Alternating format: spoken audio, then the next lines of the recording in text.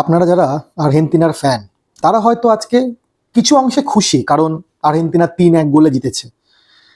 কিন্তু যারা প্রকৃত ফ্যান, প্রকৃত সমর্থক, দীর্ঘদিন ধরে মেসির ওঠাপড়া দেখেছেন, 2014 সালের ফাইনালের হার দেখেছেন, 2015 সালের কোপা আমেরিকার ফাইনালের হার দেখেছেন, 2016 সালের কোপা আমেরিকার ফাইনালের হার দেখেছেন, তারপরে 2021 থেকে যে বাউন্স ব্যাকটা করলো, যে ট্রানজিশন নিশ্চয়ই আপনারা দেখেছেন।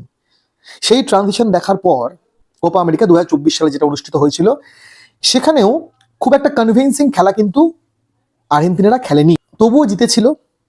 জেতার জয় সকলে ভাগ করে নিয়েছিল। কিন্তু মুশকিল হচ্ছিল আজকে ফিফা ওয়ার্ল্ড কাপ 2026-এর সেমিফাইনালে পৌঁছে গেল আর্জেন্টিনা, মুখোমুখি হবে ইংল্যান্ডের সাথে। আজকে হারালো সুইজারল্যান্ডকে।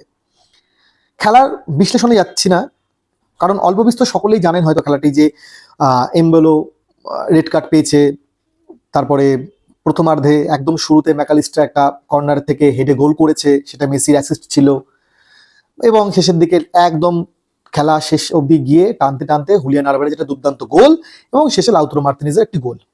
মুশকিলটা হলো আর্জেন্টিনার যে খেলা দেখতে আমরা অভ্যস্ত ছিলাম, সেখান থেকে কোথাও ছিটকে আসছি। মানে আর্জেন্টিনা কোথাও গিয়ে খেই হারিয়ে ফেলছে। গোল করছে ঠিকই, কিন্তু মানে এখনো পর্যন্ত কনভিন্সিং নয় যে এরা ওয়ার্ল্ড চ্যাম্পিয়ন।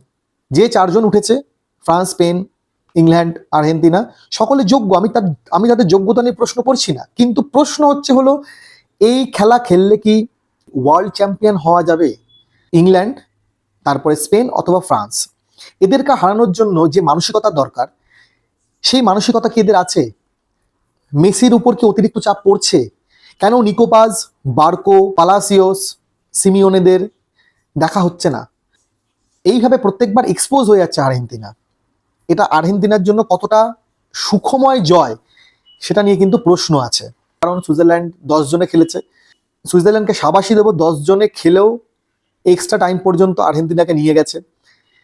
আর্জেন্টিনা কিন্তু এক্সপোজ হয়েছে। আর্জেন্টিনা যদি খেলার ধরন না বদলায়, যদি মাঝ মাঠে উন্নত না করে খেলা, যখনই সমতায় ফিরছে সঙ্গে সঙ্গে মেসিকে উইং পজিশনে চলে আসতে হচ্ছে। এই যে বারবার মেসি নির্ভরতা থেকে কবে বেরোবে আর্জেন্টিনা, এই প্রশ্নগুলো থেকে যায়।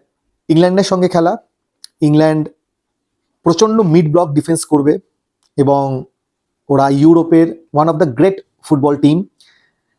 তাদের সঙ্গে লড়াটা কিন্তু সহজ হবে না। আমি আশা করছি স্কালোনির এবং মেসির এবং তাদের দলের সকলের একটি ব্যাকআপ প্ল্যান আছে। এই রোগগুলো সেরে উঠুক। এই রোগগুলো না সারলে কিন্তু হতে পারে ফিফা ওয়ার্ল্ড কাপ 2026-এর সেমিফাইনাল মেসির শেষ বিশ্বকাপ ম্যাচ।